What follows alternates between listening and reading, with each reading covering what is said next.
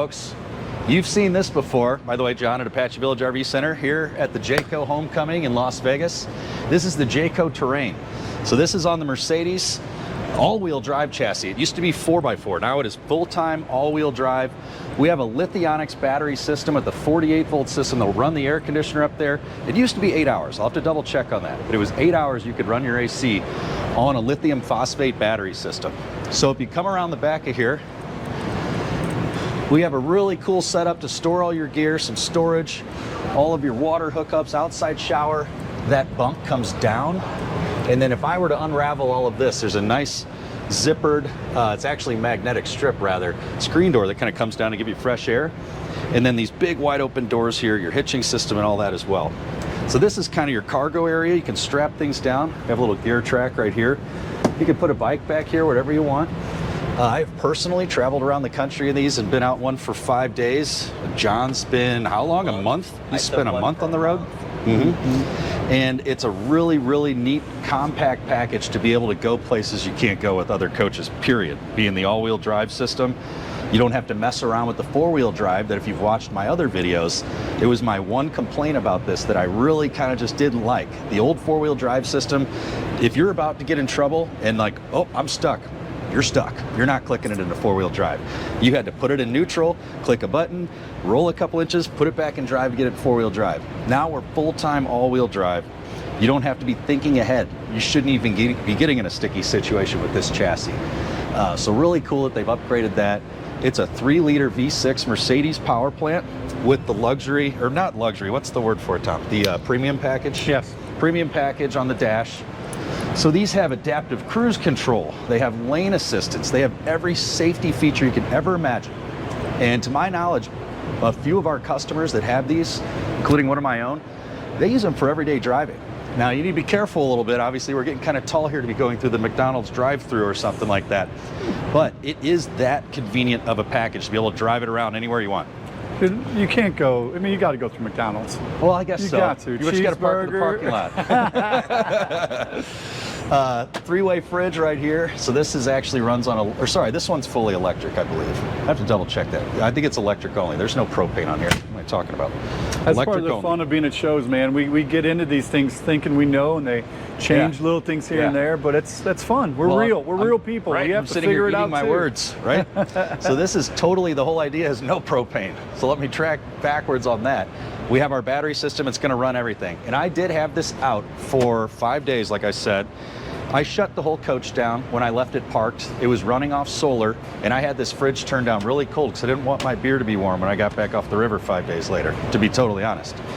And when I came back, I ran the battery down from about 87% to 50% over the course of those days. So the solar was able to kind of trickle charge the battery system, keep that fridge cold when it was in the middle of June in Missouri, the sweltering heat.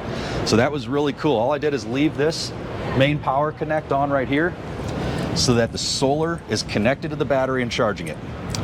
Now, charging. This can be plugged into 30 amp.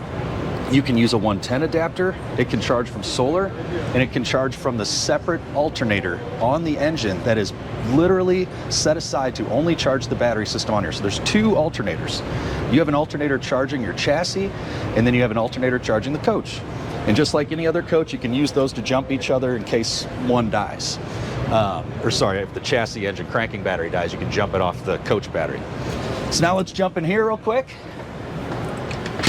We're going to have our Firefly system we're familiar with here. Our Victron energy system, which is showing you everything going on with your battery system. Power in, power out, the charging, the AC load. This is measuring your hydronic heating system and also tankless water system. So we have an all-in-one solution here to run all of your furnace functionality, your water heater and all that. Now if you run through here, we have our lights and dimmers, our AC, which is located right up there. And then just kind of our little home screen here that does everything, our awning and checking our tank levels and such. Our bed right here, if you turn this on, bed comes down. And there we go. And there's 2 nice vented windows on either side. And now this is the 2025 model. It's a little different than the 2024. Looks like we get a nice, that's a JBL flip. I have one of those sitting in my hotel room right now. Love that thing. This fan here too, guys, I'll tell you what, I was out in a beautiful part of southern Missouri, in the Missouri Ozarks, next to a spring-fed river, and I actually did not have to use that AC in June because we were sitting right on the riverbank. It was 72 degrees, 68 degrees overnight, and I used this fan. I cracked the windows on the side over there, powered up this fan, and let it circulate air through here, and it was absolutely beautiful. We have our jump seats, which look insanely close together. You actually pop this here, and that will slide out and give you a little bit extra space. And then you can use these two chairs that rotate to give you a little bit more seating. Window with a screen. That's cool. Really cool. And there's actually one too. If I were to close this door here, the main entry door, we can use this zipper right here as an entry point, or just a place to hang out in general. So you got your little table, this flips up inside the door. That window is also functional when you're driving, it opens and closes too. So, and then the awning that comes out is all armless, beautiful awning that's all controlled from the Firefly inside as well. So main things though that have changed from last year, we've gone to the all-wheel, full-time all-wheel drive instead of four-wheel drive. We've changed the battery system to the Lithionics from Renogy, and oh, look who it is behind us. What else has changed? You're doing a great job. I don't know what else to say. Honestly, too, the Lithionics system is the big deal on this one, right? We've gone. This is Zach to a Gibson much from more- Jayco, by the way, our motorized rep. We love this guy. You mean, yeah, the flattery will get you everywhere. There you go. But no, John's exactly right. The biggest thing is the battery and the battery management system. You don't have to be an electrical engineer to be able to run this coach. Everything works pretty intuitively. Everybody's used to a 12-volt disconnect as soon as you walk in.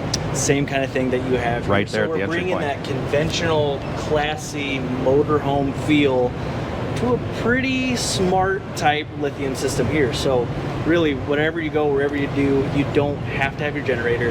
Your generator is technically underneath the hood, right? Yeah, absolutely. You've got the 280 watt alternator. Oh, it's 280 watts. Gotcha. I was saying 48 volt.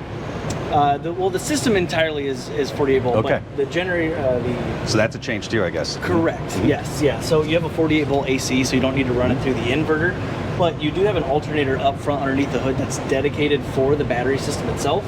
So if you're driving on the highway or anywhere in between, you've got 14 to say 1800 RPM sweet spot. Sure. You're constantly charging your battery. And if you're staying within that sweet spot, it charges about 5,000 watts an hour.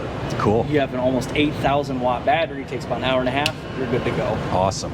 And what that means is if you hop in and you were doing exactly what I said, when your fridge is running, and I just wanted to keep my beer cold, like I said, I want to get off the river and make sure that fridge was cold, and I killed that battery down to 50%, if I make an hour, hour and a half drive to my next location, that battery should be pretty charged at that point. I It's would gonna be say getting there. very charged, if not that, if not fully charged. Another nice thing too, with the 360 watts of solar up on top of the roof, you're constantly trickle charging that Yep. battery. That being said, you don't always want to be directly in the sunlight, right? You want to be able to cool the coach down. You'll be parked in the shade. There is an optional portable solar panel blanket that you can throw out Yes, into I the did shade, mention that. into the sun, capture that solar power, and He said then into the trickle shade. Throw it in the shade. Throw it in the shade, Zach. right? Just throw it out there. Is the right? connection still on the other side over there where it used to be? Okay, Yes, yeah, I'm so it familiar. is on the driver's side. So really, when you think about it, you have three modes of charging the batteries and keeping everything topped off. One is that designated alternator under the hood. Two is two different solar panels, right? Sure. Or three is obviously just plugging it in. It Sure. does take 30 amp. So anywhere you go in the United States, if you got a state park, national park, you're gonna have 30 amp service. You don't have to worry about 50 amp, Yeah. which is nice. Well, and I'll tell you one thing. I actually trickle charged it off 110 at my friend's house. I had my dog bone, my 110 adapter, plugged it in, and I did run the AC that night because we weren't down by the river. We were at this cabin, and it was hot. And I just ran the AC all night, had it plugged in, and I think it was at 92% charge the next morning after running the AC for probably 6 hours, would be my guess. So the cool thing is it will be able to run the AC full tilt like a Peterbilt, 6 to 6.5 hours. Okay. But you're down in southern Missouri. It's not like northern Indiana, right? You're going to be able to have some really nice sunlight. You're capturing that. You're constantly trickle charging. This AC typically doesn't run full tilt. The way these bands are insulated from Jayco, we do more insulation than anyone else in the industry. We give you the 1-inch laminated floor with insulation, with sound dampening, all that fun stuff. We want to make sure that the inside of the coach is comfortable if it's super, super hot out, right? We're in Vegas, it's 115 degrees. Yeah. We want to make sure that this coach stays cool. So we give you that to be able to. I lost my train of thought. No, Awesome. you're good. Where was I going with that? I again? love this. We found Sound That somebody air's that not going to run. That's right. Well Thank you. insulated. Continuously. That's right. It's Because not. it's insulated. That's right. So it's going to drop you down to a comfortable 69, 70 degrees, something like that. It's going to turn off. It's going to turn back on. It's going to turn back on. And it's right over where you're sleeping, so you're right next to the darn thing. It is a very quiet Coleman mock. It's a 13.5. Most other B vans are going to try to give you an 11. I think an 11 works. 13.5 works even better. Yeah, absolutely. Well, that air is overkill for that square footage. Oh, absolutely. It'll freeze you out of there. Well, and the Yeah. cool thing is, too, you can run the cab AC. Sure. And with this small of a footprint, you may not even need to run the back air. You can Yeah. just be comfortable with the cab AC. Yeah. It's not like you're trying to cool down a 36-foot Class A just off the cab AC. Well, and you can get a high idle kit. I have customers that have done that, which is nice. So we mentioned the battery charging while you're driving. You can literally be parked, fired up, and it will hit a certain idle point. The one we did, you actually tap the blinker, I believe it was, to adjust the idle by like 250 RPM increments to get it right in the sweet spot to charge the battery. So you can charge it while you're sitting still in an area where you don't have electric, or let's say it is cloudy outside and the solar's not working for you. Works great. And then the other thing with that AC, there are parks with quiet hours that people don't realize. If you go out in a national park, they say you cannot run a generator here.